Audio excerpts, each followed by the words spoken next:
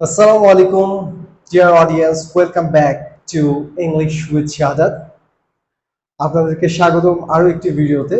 তো আজকের এই ভিডিওটি মূলত হচ্ছে নাউনকে নিয়ে করা। অর্থাৎ আমরা নাউন নিয়ে যত আমাদের প্রশ্ন আছে, যত সন্দেহ আছে, যত সমস্যা আছে, সব আমরা দূর করব আজকের এই ভিডিওটিতে।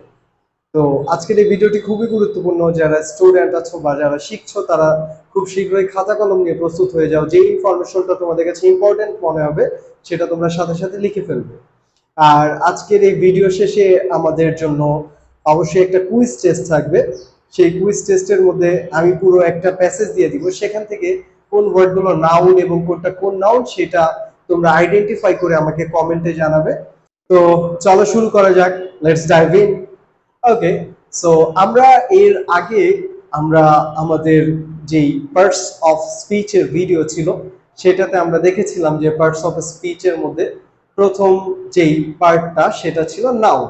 তো আমরা সেখানে অলরেডি ইতিমধ্যে জেনে গেছি যে নাউন হচ্ছে মূলত যে কোনো ব্যক্তি, বস্তু বা স্থানের নাম বা পরিচিতি বা কোনো ধারণার নাম, কোনো অনুভূতির নাম। মানে মোদ্দা কথা, আমাদের এই পুরো ইউনিভার্সে যা আছে সবকিছুর নামই হচ্ছে নাউন। এক কথায় নাউন সমান সমান নাম। তুমি যদি কোনো ওয়ার্ড দেখো, সেই ওয়ার্ডটা যদি কোনো জিনিসের নাম হয়, যে কোনো কিছুর নাম হয়, তাহলে সেটা অবশ্যই কি হবে? নাউন হবে। তো এই যে noun, different kinds of noun, বিভিন্ন নাম, শব্দ, যেমন ধরো সাদাত হোসেন একটা নাম। তারপর হচ্ছে ধরো এই যে আমার এই ফেসবুক পেজ বা চ্যানেলের নাম ইংলিশ উইথ শাহাদাত, এটাও একটা নাম। তারপর বাংলাদেশ, এটা একটা নাম। জাপান, এটা একটা নাম। এছাড়া বয়ও একটা নাউন, টিচারও একটা নাউন, কান্ট্রি একটা নাউন। এই যে এত ধরনের নাউন, এই নাউনগুলোকে আমরা যেন ঠিক মতো বুঝতে পারি সেই জন্য আলাদা আলাদা ক্যাটাগরিতে ভাগ করা হয়েছে। তাহলে আজকে আমরা শিখবো মূলত নাউনের টাইপস আর প্রকারভেদ। তো নাউন, আমি একটু ওল্ড ভার্সন থেকে নিউ ভার্সনের দিকে যাব। তো নাউন মূলত হচ্ছে 5 প্রকার। কয় প্রকার? 5। তো এর মধ্যে প্রথমেই আমাদের যে নাউনটা আসবে সেটা হচ্ছে proper noun. So proper noun কোনগুলো? প্রপার নাউন কোনগুলো এটা চেনার জন্য প্রপার নামটাকেই ফলো করলে হবে।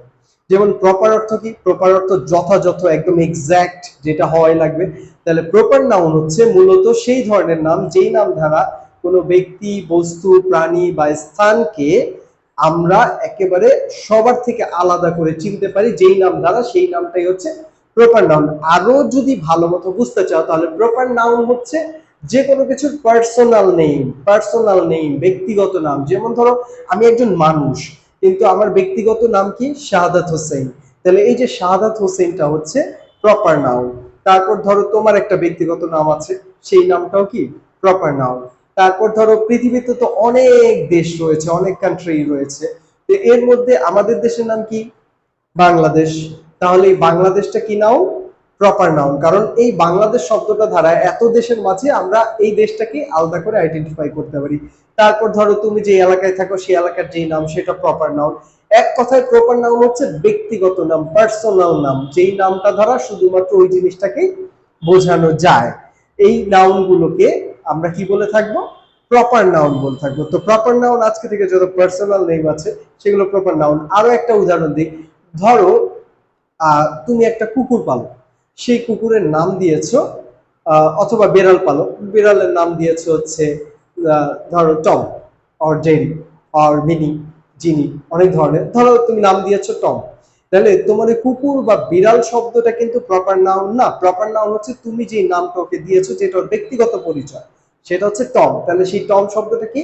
Proper noun. তাহলে প্রপার নাউন শুধুমাত্র সেই নাম যেই নামগুলোকে মূলত ওই ব্যক্তি, বস্তু বা স্থানকে শুধু বুঝায় এবং এটা তার ব্যক্তিগত নাম।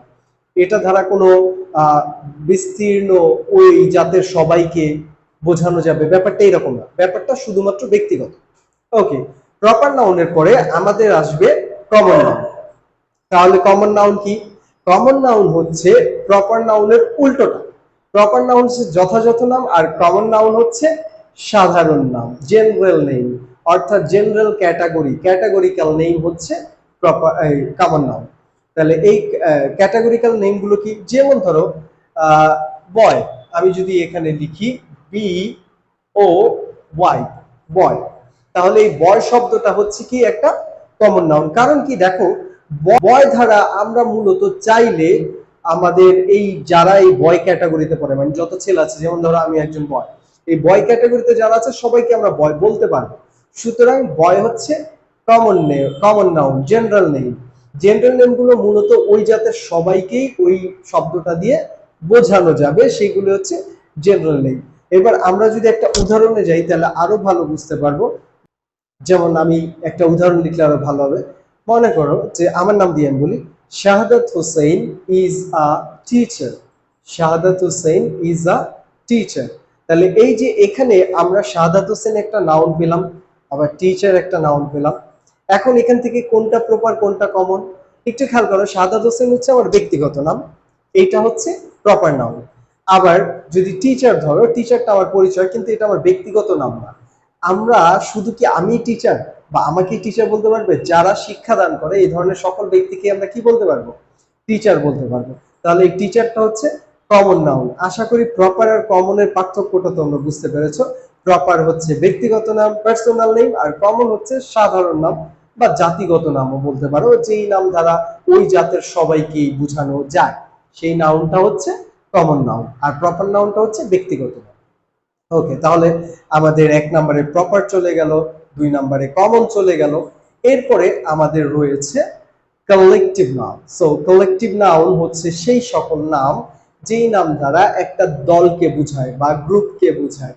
অর্থাৎ কালেকটিভ নাউন দ্বারা একজন ব্যক্তি বা একটা বস্তু বা একটা স্থানকে কখনো বোঝাবে না, এটা দ্বারা পুরো একটা দল, একটা গ্রুপকে বোঝাবে। যেমন ধরো আমাদের ক্লাস শব্দটা, ক্লাস শব্দটা কিন্তু হচ্ছে কালেকটিভ নাউন। কিন্তু এই ক্লাস শব্দটা কিভাবে কালেকটিভ হলো?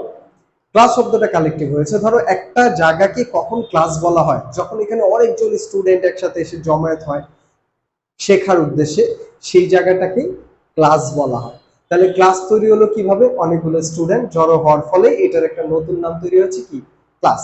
তাহলে এই ক্লাস শব্দটা কি নাউন? Collective noun. আমি একটু মজা করে বলি আমি শেখানোর জন্য, সেটা হচ্ছে কালেকটিভ নাউন হচ্ছে কমন নাউনের ছেলে। কমন নাউনের ছেলে হচ্ছে কি? Collective noun. কারণ কি, সাধারণত আমরা যতগুলো কালেকটিভ নাউন দেখি, এই কালেকটিভ নাউন গুলো মূলত তৈরি হয়েছে কমন নাউনের একত্রিত হওয়ার ফলে। যেমন ধর আমি একটা শব্দ এখানে যদি বলি ক্রাউড, CROWD, ক্রাউড।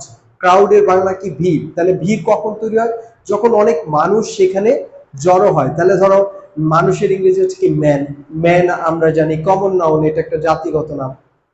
তাহলে যখন অনেকগুলো মানুষ এক জায়গায় জড়িত হয় বা একের অধিক মানুষ এখানে জড়ো হয়, তখন ওই যে ভিড়টা, ওই ভিড়টাকে আমরা ইংরেজিতে কি বলি?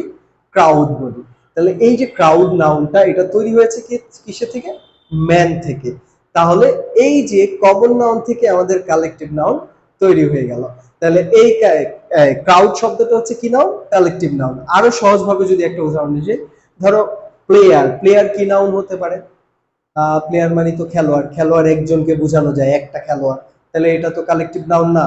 আর প্লেয়ার দ্বারা পৃথিবীর সকল খেলোয়াড়কে বোঝানো যাবে, তার মানে প্লেয়ার শব্দটা কমন নাউন, এটা একটা সাধারণ নাম। এখন 11 জন প্লেয়ার মিলে একটা টিম তৈরি হয়। ধরো ক্রিকেটের কথাই বলি বা ফুটবলের কথা বলি, 11 জন প্লেয়ার মিলে কি তৈরি হয়? একটা টিম। তাহলে এই যে প্লেয়ার থেকে কি তৈরি হলো? একটা টিম তৈরি হলো 11 জন প্লেয়ার মিলে। তাহলে এই টিম শব্দটা কি নাউন? Collective noun. তারপরে ধরো আমরা যদি ডিফেন্সের দিকে যাই, ধরো এমনিতে সৈন্য যারা আছে, সোলজার ইংরেজিতে, তাহলে অনেকগুলো সোলজার মিলে একটা আর্মি তৈরি হয়। তাহলে সেই আর্মি কি নাউন? Collective noun. অর্থাৎ যেই নাউনটা দ্বারা পুরো একটা দলকে বুঝাবে, সেই নাউনটা হচ্ছে কালেকটিভ নাউন। তো আশা করি কালেকটিভ নাউনের মানে যে বেসিক আইডিয়া সেটা তোমাদের ক্লিয়ার হয়েছে।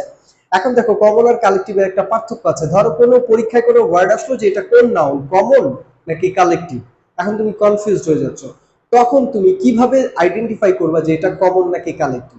তুমি এক কাজ করবা, যদি ওয়ার্ডটা দিয়ে একজন ব্যক্তিকে তুমি বুঝাইতে পারো তাহলে সেটা কমন নাউন, আর যদি একজন ব্যক্তিকে না বুঝিয়ে দলকে বোঝানো যায় বা একের বেশি ব্যক্তিকে বোঝানো যায় তাহলে সেটা কালেকটিভ নাউন। তাহলে কমন আর কালেকটিভ নিয়ে যখনই কোনো প্রশ্ন আসবে তখন তুমি দেখবা যে ওয়ার্ডটাকে একজনকে বোঝানো যাচ্ছে কিনা। যদি একজনকে বোঝানো যায় তাহলে সেটা কমন নাউন, আর যদি একের অধিক বোঝায় তাহলে সেটা কালেকটিভ নাউন। ঠিক তেমনি প্রপার আর কমন নাউনের পার্থক্য ধরার ক্ষেত্রে তুমি দেখবা যে নামটা ব্যক্তিগত কিনা। যদি ব্যক্তিগত নাম হয় তাহলে প্রপার নাউন, আর যদি না এটা তো ব্যক্তিগত নাম না, এইটা তো এই জাতের সবাইকে বলা যায়। ধরো মনে করো যে ওয়ার্ডটা আসলো ডক্টর, সো ডাক্তার শব্দটা কি, আর তুমি দেখলা ডক্টর কি নাউন হতে পারে, প্রপার না কমন। তখন তুমি চিন্তা করলা ডক্টর কি একজন ব্যক্তিকেই শুধু বোঝানো যাবে না, যারা এই পেশার সাথে জড়িত এদের সবাইকে ডক্টর বলা যায়, তাহলে ডক্টর হচ্ছে কমন নাউন। তাহলে প্রপার আর কমনের পার্থক্য হচ্ছে প্রপার হচ্ছে ব্যক্তিগত নাম, কমন হচ্ছে জাতগত নাম। আর কমন আর কালেকটিভের পার্থক্য হচ্ছে কমন হচ্ছে জাতগত নাম বা সাধারণ নাম, আর কালেকটিভ হচ্ছে কি নাম, কালেকটিভ হচ্ছে দলের নাম। কালেকটিভ নাউন কখনো একটা জিনিসকে বোঝানো যাবে না, একটা ব্যক্তিকে বোঝানো যাবে না। কালেকটিভ নাউন অবশ্যই পুরো একটা দলকে বোঝাবে। তাহলে আমরা শিখতে পারলাম হচ্ছে কি কি, আমরা যদি ধরি প্রথমে আমাদের প্রপার নাউন ব্যক্তিগত নাম, কমন নাউন সাধারণ নাম, কালেকটিভ নাউন দলগত নাম। এরপরে আমাদের রয়েছে material noun. So material noun কি, ম্যাটেরিয়াল নাউন অনেক সোজা। ম্যাটেরিয়াল মানেই তো হচ্ছে কি, ম্যাটেরিয়াল মানি হলো বস্তু, তাহলে বস্তু হলে কি হবে, ম্যাটেরিয়াল নাউন হবে। কিন্তু একটা শর্ত রয়েছে, শর্তটা হচ্ছে ম্যাটেরিয়াল নাউন হতে হলে সেই সকল বস্তু ম্যাটেরিয়াল নাউন হতে পারবে যেগুলো আমরা গুনি না কিন্তু ওজন করি, পরিমাপ করি। ধরো 1 2 3 4 এইভাবে করে গুনি না, আমরা 1 কেজি 2 কেজি 1 লিটার 2 লিটার এইভাবে যে কোনো একটা মাপ পরিমাপ করি, সোজা হিসাব, ওটাকে আমরা মাপি, ওজন করি। কিন্তু এটাকে আমরা কখনো 1 2 3 4 5 6 এভাবে গুনি না, যে এটা 1 পিস 2 পিস 3 পিস এভাবে গুনি না, আমরা ওটা কি করি, পরিমাপ করি। এই ধরনের সকল বস্তুই ম্যাটেরিয়াল নাউন, এবং এগুলো আমাদের আশেপাশে ভরা। যেমন ধরো ওয়াটার, ওয়াটার তো কি, পানি। পানি কি তুমি বলো 1 পানি 2 পানি 3 পানি 4 পানি, 1 লিটার পানি 2 লিটার পানি 3 লিটার পানি 4 লিটার পানি, এভাবে করে করতে হয়। তাহলে এটাকে একটা পরিমাপে নিয়ে যেতে হলো, অথবা 1 গ্লাস পানি 2 গ্লাস পানি, মানে পানিকে পরিমাপ করতে হলে আবার গ্লাস শব্দটা ব্যবহার করা লেগেছে। পানিকে কিন্তু শুধু পরিমাপ করতে হবে, তুমি আমরা কখনো বলতে পারি না 1 ওয়াটার 2 ওয়াটার এবং। তবে হ্যাঁ, স্পিকিং এ কিছু কিছু ক্ষেত্রে আমরা চাইলে এটাকে স্পিকিং এর ক্ষেত্রে শুধুমাত্র, গ্রামাটিক্যালি না, স্পিকিং এর ক্ষেত্রে আমরা এটাকে বলতে পারি যে আমরা যখন নর্মালি কথা বলি রেস্টুরেন্টে গিয়ে, আমরা ধরো রেস্টুরেন্ট বললো যে হোয়াট উইল ইউ টেক, তুমি বলা যে 2 ওয়াটার প্লিজ। 2 ওয়াটার মানে তুমি কিন্তু বুঝেছো 2 বোতল ওয়াটার, তুমি 2 ওয়াটার মানে 2টা পানি বুঝাও না, 2 বোতল পানি বুঝাইতেছে। সো আমরা বলার জন্য বলি 2 ওয়াটার, বাট ওইটা মিনিং হয় 2 bottles অফ ওয়াটার। তাহলে এই যে এই ধরনের যত কিছু আছে, ওয়াটার, রাইস, তারপরে হচ্ছে ধরো গোল্ড, এই টাইপের যে ম্যাটেরিয়াল গুলো আছে, আয়রন, তারপরে হচ্ছে কি উড, এই সকল ধরনের বস্তু যেগুলো আমরা সাধারণত ওজন করি কিন্তু গুনি না, সেগুলো হচ্ছে কি নাউন, ম্যাটেরিয়াল নাউন। তবে ম্যাটেরিয়াল নাউন দিয়ে যদি কিছু তৈরি হয় তাহলে সেই তৈরি হওয়া জিনিসটা আবার হয় কমন নাউন। যেমন ধরো সহজভাবে বুঝাই, ধরো উড অর্থ কি, কাঠ, তাহলে কাঠ হচ্ছে কি ম্যাটেরিয়াল নাউন, কারণ কাঠ তো আমরা গুনি না। এবার আসো, কাঠ দিয়ে যখন তুমি একটা টেবিল বানাবা অথবা একটা চেয়ার বানাবা, তখন সেই টেবিল বা চেয়ারটা কিন্তু কমন নাউন। তাহলে আমরা একটা জিনিস শিখতে পারলাম যে ম্যাটেরিয়াল নাউন হচ্ছে মূলত বস্তু, র ম্যাটেরিয়াল, ওইটা হচ্ছে ম্যাটেরিয়াল নাউন, এটা সাধারণত আমরা ওজন করি। বাট এটা দিয়ে যদি আমরা নতুন কিছু একটা বানাই তাহলে সেই বানানোর জিনিসটা যেটা হবে সেই নামটা হবে কি নাউন, কমন নাউন হয়ে যাবে। ক্লিয়ার? ওকে, তাহলে আমরা এবার প্রপার, কমন, কালেকটিভ, তারপর হচ্ছে ম্যাটেরিয়াল নাউন শেষ করলাম। এরপর হচ্ছে অ্যাবস্ট্রাক্ট নাউন। তো অ্যাবস্ট্রাক্ট নাউন কোনগুলো? অ্যাবস্ট্রাক্ট নাউন মূলত হচ্ছে সেই সকল শব্দ বা সেই সকল নাম যেগুলো আমরা চোখে দেখতে পারি না, কানে শুনতে পারি না, অথবা টেস্ট করতে পারি না, অথবা ধরতেও পারি না, টাচ করতে পারি না। দ্যাট মিনস যেগুলো পুরোপুরি অদৃশ্য, মানে ওইটাকে আমরা দেখতেও পারবো না, ধরতেও পারবো না, স্মেল করতে পারবো না। মোট কথা আমাদের যে ইন্দ্রিয়গুলো আছে এগুলো দিয়ে সেটা অনুভব করা যাবে না, এটার কোনো অস্তিত্ব নেই এক কথা। এখন বলতে পারো বাতাস, এয়ার, এয়ার কি না, এয়ারের তো অস্তিত্ব আছে, তোমার গায়ে বাতাস লাগলে তুমি ফিল করতে পারো, তাহলে বাতাসের অস্তিত্ব আছে। তাহলে বাতাস কিন্তু অ্যাবস্ট্রাক্ট নাউন না। এটা অনেকে ভুল করে থাকে, অনেক স্টুডেন্ট আমাকে বোঝানো সহজ, স্যার এয়ার তো তাহলে অ্যাবস্ট্রাক্ট নাউন না। এয়ার তো আমরা ফিল করি ভাই, এয়ার তো হচ্ছে জায়গা দখল করে, পদার্থের সূত্র অনুযায়ী কি যেটা জায়গা দখল করবে, যেটার আকার আয়তন আছে সেটা তো অবশ্যই কি পদার্থ। তাহলে এখানে অ্যাবস্ট্রাক্ট নাউন হচ্ছে যেগুলো পদার্থ না, যেটার কোনো আকার আয়তন নাই, যেটা জায়গাও দখল করবে না, এটা হচ্ছে কাল্পনিক, শুধু আমরা কল্পনা করি। সাধারণত এই অ্যাবস্ট্রাক্ট নাউন হচ্ছে মূলত আমাদের বিভিন্ন আইডিয়ার নাম, আমাদের অনুভূতির নাম। যেমন আমি বলেছিলাম হ্যাপিনেস, সরো, তারপরে হচ্ছে ডিজায়ার, ইচ্ছা। ডিজায়ার মানে কি? ইচ্ছা। এখন ইচ্ছাকে কি ধরা যায়? ধরো ফর এক্সাম্পল আমি বললাম he has a lot of happiness, তার অনেক সুখ আছে। তুমি কি তাকে ধরে বুঝতে পারবা যে ভাই দেখি তোরে ধরে এই তুমি সুখী কিনা? কারণ সুখকে তো ধরা যাবে না। সুখকে তুমি কল্পনা করে নিতে পারো, ওর অনেক সুখ আছে, তাহলে মনে হয় ওর মা বাবা বলে এই থাক, তোর স্কুলে যাওয়া লাগবে না, পড়াশোনা করা লাগবে না, বাদ দে, তুই সারাদিন খাবি ঘুমাবি, তারপর মোবাইলে গেমস খেলবি, যা ইচ্ছা তা খুশি করবি, কিন্তু পড়াশোনা করা লাগবে না, তুই তোর মতো চল। হ্যাঁ, ওইভাবে সুখী। আসলে যারা স্টুডেন্ট আছো তোমাদের কাছে সুখ মানে তো অবশ্যই এগুলো। তো এই জন্য ওই ধারণাটা দিলাম, জাস্ট আস ফান। ওকে, তাহলে অ্যাবস্ট্রাক্ট নাউন হচ্ছে মূলত আমাদের আইডিয়ার নাম আর অনুভূতি, ফিলিংস এর নাম। এইগুলো আমরা কখনো দেখতেও পারি না, ধরতেও পারি না, এগুলো জাস্ট আমরা ইমাজিন করি, কল্পনা করি। তাহলে আমরা আজকে নাউনের এই 5 টাইপ ক্লিয়ার হলাম। আমি আরেকবার বলি। প্রথমে আছে আমার প্রপার নাউন। প্রপার নাউন হচ্ছে একেবারে ব্যক্তিগত নাম। তারপর কমন নাউন, এটা সাধারণ নাম, ওই নাম দ্বারা, এমন একটা নাম যেই নাম দ্বারা ওই জাতের সবাইকে বোঝানো যাবে। তারপরে হচ্ছে আমাদের কালেকটিভ নাউন। কালেকটিভ নাউন হচ্ছে দলগত নাম। কালেকটিভ মানে হচ্ছে সমষ্টি, সমষ্টি মানে যোগ করা। তাহলে কালেকটিভ নাউন হচ্ছে সমষ্টি। কালেকটিভের বাংলা অর্থ দিয়ে মনে রাখতে হবে, কালেকটিভ মানে সমষ্টি মানে দল। তাহলে কালেকটিভ নাউন হচ্ছে দলগত নাম। তারপরে হচ্ছে আমাদের ম্যাটেরিয়াল নাউন হচ্ছে বস্তুর নাম, কিন্তু ওই বস্তুগুলো আমরা কি করি?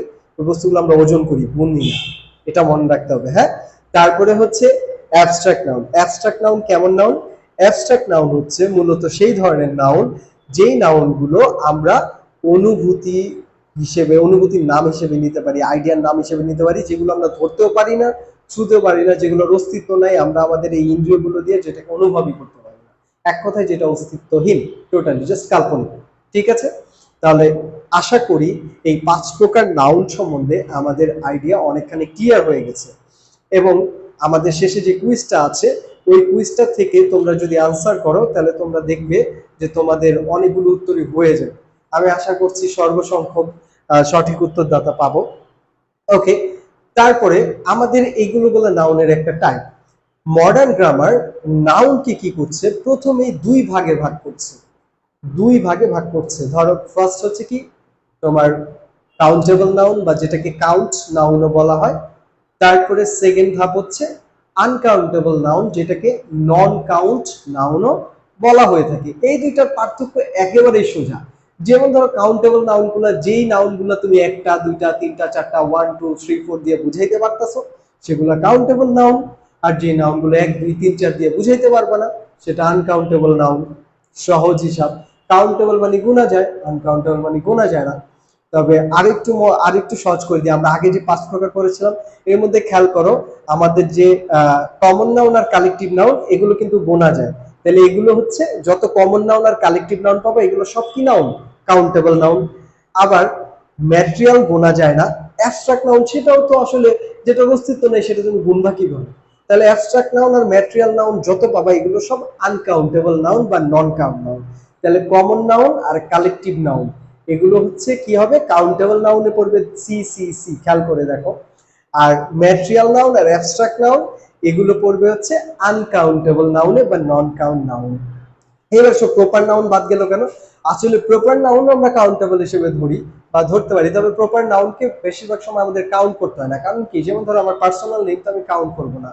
I am I am Shahadat Hossain, আমি তো আমার নামের সাথে আগে এ এন 1 2 3 4 যোগ করবো। তবে হ্যাঁ, কিছু কিছু সময় প্রপার নাউনকেও কাউন্ট করা যায়। ধরো তোমাদের ক্লাসের এসে স্যার বললো, ধরো তোমাদের ক্লাসে 5 জন ব্যক্তির নাম আছে সুমন। আর তোমার ক্লাসে স্যার এসে বললো যে এই ক্লাসে কয়জন সুমন আছো? দাঁড়াও তো একটু। এখন দাঁড়ালো 5 জন। ওরে বাবা, 5 জন সুমন! তাহলে আমরা কি এখানে প্রপার নাউনটাকে কিন্তু গুনে ফেললাম। এছাড়া সাধারণত প্রপার নাউনটা গোনা হয় না বা প্রপার নাউনটা কাউন্ট করা হয় না, তাই আমরা এটাকে বাদ দিয়ে বাকি 4টাকে হিসাব করলাম। সহজভাবে কাউন্টেবল নাউন তুমি 1 2 3 4 এভাবে গুনতে পারবা। যেমন ধরো 1 মার্কার, এটা যদি 2টা হয়ে যায় তাহলে 2 মার্কার্স, 3টা হলে 3 মার্কার্স। তারপরে হচ্ছে মোবাইল, ধরো তোমরা মোবাইল ইউজ করো, তোমার ঘরে কয়টা মোবাইল থাকতে পারে? একটা থাকতে পারে 1 মোবাইল, 2 মোবাইলস, 3 মোবাইলস, 4 মোবাইলস। বেশিও থাকতে পারে। তাহলে কাউন্টেবল আমরা গুনতে পারবো আর আনকাউন্টেবল আমরা গুনতে পারবো না। ওকে, ঠিক আছে। তাহলে এবার আসি নাউনের আরো একটা টাইপ। এই টাইপটা কি? সেটা হচ্ছে কাউন্টেবল নাউনকে আবার দুই ভাগে ভাগ করা যায়। আমি আবারও বলছি, কাউন্টেবল নাউনকে দুই ভাগে ভাগ করা যায়। তো কি কি ভাগ? একটা হচ্ছে সিঙ্গুলার ফর্ম আর একটা হচ্ছে প্লুরাল ফর্ম। বা আমরা এটাকে টাইপ না ধরে আমরা বলতে পারি নাউন মূলত দুই ফর্মে হয়ে থাকে, দুই ফর্মে গঠিত হয়। একটা হচ্ছে সিঙ্গুলার ফর্মে গঠিত হয় আর একটা হচ্ছে প্লুরাল ফর্মে গঠিত হয়। তবে এই সিঙ্গুলার প্লুরাল হতে হলে তাকে অবশ্যই কাউন্টেবল নাউন হতে হয়। সাধারণত কাউন্টেবল নাউনগুলোকে আমরা সিঙ্গুলার প্লুরাল করে থাকি। আচ্ছা, তাহলে এই সিঙ্গুলার আর প্লুরাল ফর্মে দুই ফর্মে হয়ে থাকে। এখন এই সিঙ্গুলার প্লুরাল নাউন জানাটা কি আমাদের জন্য জরুরি কিনা? আমাদের জন্য অবশ্যই জরুরি। এর কারণ হচ্ছে আমরা যখন সেন্টেন্স মেক করতে যাব তখন আমাদের সেন্টেন্সে ভার্ব ইউজ করতে হবে। আর আমরা জানি ভার্ব হচ্ছে কি ইংরেজি ভাষার প্রাণ। কোনো লাইনে ভার্বে বল মানে ওই লাইনটা পুরোই ভাগ। তাহলে আমরা যখন ভার্ব লিখতে যাব, ভার্ব ইউজ হয় নাউনকে ফলো করে। নাউন যদি সিঙ্গুলার হয়, ভার্বও সিঙ্গুলার। নাউন যদি প্লুরাল হয়, ভার্বও প্লুরাল হবে। তাহলে আমার নাউনের সিঙ্গুলার আর প্লুরাল জানাটা অনেক বেশি জরুরি আমার বাক্য সঠিক হওয়ার জন্য। তো সাধারণত নাউন মানে যে কোনো নাউনকে প্লুরাল করার জন্য আমরা ওই নাউনের শেষে অ্যাস ব্যবহার করে থাকি। সাধারণত কি ব্যবহার করে থাকি? অ্যাস। যেমন আমি যদি বলি marker, markers, one marker, two markers, three markers. অথবা আমি যদি বলি one pen, two pens, three pens. তাহলে আমরা বেশিরভাগ সময় কি করলাম? শব্দের শেষে অ্যাস যুক্ত করে ওই সিঙ্গুলার নাউনটাকে প্লুরাল করে দিই। এছাড়াও ওই নাউনের শেষে ইএস ও যুক্ত করতে পারি। এখন ইএস সাধারণত যুক্ত করার বেসিক কিছু নিয়ম আমি আলাপ আলোচনা করছি, কারণ সিঙ্গুলার এবং প্লুরাল নিয়ে আমাদের আলাদা একটা ভিডিও হবে, যে ভিডিওতে একদম খুঁটিনাটি পরীক্ষায় সিঙ্গুলার প্লুরাল থেকে কি কি কোশ্চেন আসতে পারে, ভার্সিটি অ্যাডমিশন, মেডিকেল টেস্ট বা জব এক্সাম, ওইটার জন্য। কারণ ওইটা আরেকটু লেন্দি প্রসেস, তো এই জন্য ওইটাতে আলাপ করব। আজকে বেসিক, যেমন ধরো কোনো শব্দর শেষে, কোনো নাউনের শেষে শেষে যদি এস, এসএইচ, সিএইচ, তারপরে হচ্ছে এক্স, জেড এই শব্দগুলো থাকে নাউনের শেষে, তাহলে সেই নাউনের শেষে আমরা ইএস যুক্ত করে দিব প্লুরাল করার জন্য। যেমন ধরো আমরা প্রথম বললাম বিইউএস, বাস, ওয়ান বাস আর টু বাসেস। যেহেতু শেষে এস রয়েছে আমরা কি করেছি? ইএস যুক্ত করে দিয়েছি। তারপরে ধরো আমরা যদি যাই বক্স, বিওএক্স, বক্স, বক্সের শেষে আমরা কি করি? ইএস যুক্ত করে দিয়ে প্লুরাল করে দিতে পারি। কারণ কি? ওই যে বক্স বানানোর শেষে কি আছে? এক্স আছে। আর আমরা জানি শব্দের শেষে, নাউনের শেষে S, SH, CH, X, Z যদি থাকে তাহলে আমরা কি করব? ওইটাকে আমরা প্লুরাল করার জন্য ইএস ব্যবহার করতে হবে। সিএইচ এর উচ্চারণটা চ হতে হবে। যদি সিএইচ এর উচ্চারণ ক হয়ে যায় তাহলে ওইখানে কিন্তু আমাদের আবার এস ব্যবহার করতে হবে, ইএস। যেমন ধরো ব্রাঞ্চ, BRANCH, ব্রাঞ্চ, এখানে সিএইচ শেষে ছিল, চ উচ্চারণ হচ্ছে ব্রাঞ্চ।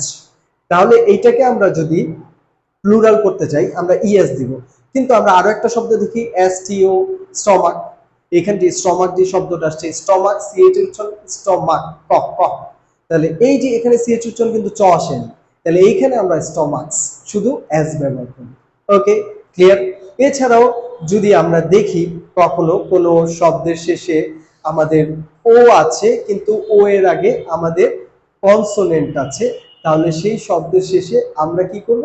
শুধু ইএস যুক্ত করে দিব। সেই শব্দের শেষে কি যুক্ত করে দিব? ইএস যুক্ত করে দিব। কিন্তু শব্দের শেষে যদি আমরা দেখি যদি ও এর আগে কোনো ভাওয়েল থাকে তাহলে শুধু এস যুক্ত করে দিব। ক্লিয়ার? ওকে। তারপরে এইরকম আরো কিছু বেসিক রুলস আছে যেগুলো নিয়ে সিঙ্গুলার এবং প্লুরাল নাউনের আলাদা একটা ভিডিও করব, ওই ভিডিওতে বলবো।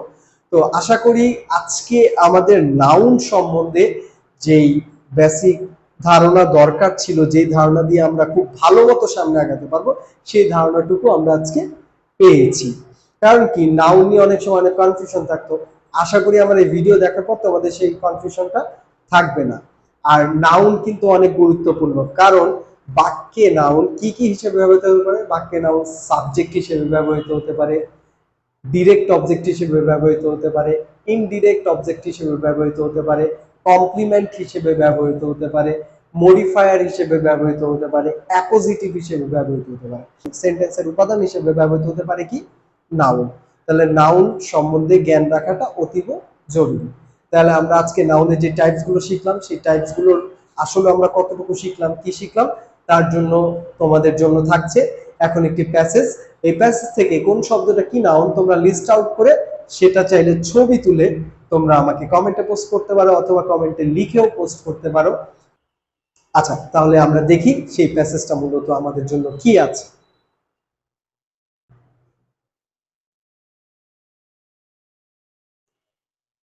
এই প্যাসেজটা যেটা এখানে আছে, তোমরা চাইলে এটার একটা স্ক্রিনশট নিতে পারো। স্ক্রিনশট নিয়ে সেটা তোমরা দেখে দেখে, সেই স্ক্রিনশটটা দেখে দেখে তোমাদের উত্তর বের করতে পারো। আশা করি তোমাদের স্ক্রিনশট নেওয়া হয়ে গিয়েছে। তো আজকে আর কথা বাড়াবো না, এমনিতেই ভিডিও অনেক লং হয়ে গিয়েছে। তবে আশা করি আজকের ভিডিওতে কিছু শেখাতে পেরেছি। তো ইনশাল্লাহ পরবর্তীতে এরকম আরো মজাদার ভিডিও আসবে, যে ভিডিওতে তোমরা ভালো শিখতে পারবে। ততদিন পর্যন্ত সবাই ভালো থাকবে, সুস্থ থাকবে, এবং অবশ্যই আমার জন্য দোয়া করবে, আমিও তোমাদের জন্য দোয়া করবো। আর আল্লাহর কাছে বেশি করে প্রার্থনা করবে যেন তোমাদের জন্য আরো ভালো ভালো লেসন নিয়ে আসতে পারি। সবাইকে অনেক অনেক ধন্যবাদ এত কষ্ট করে ধৈর্য ধরে ভিডিওগুলো দেখার জন্য। Thank you very much. আল্লাহ হাফেজ, আসসালামু আলাইকুম।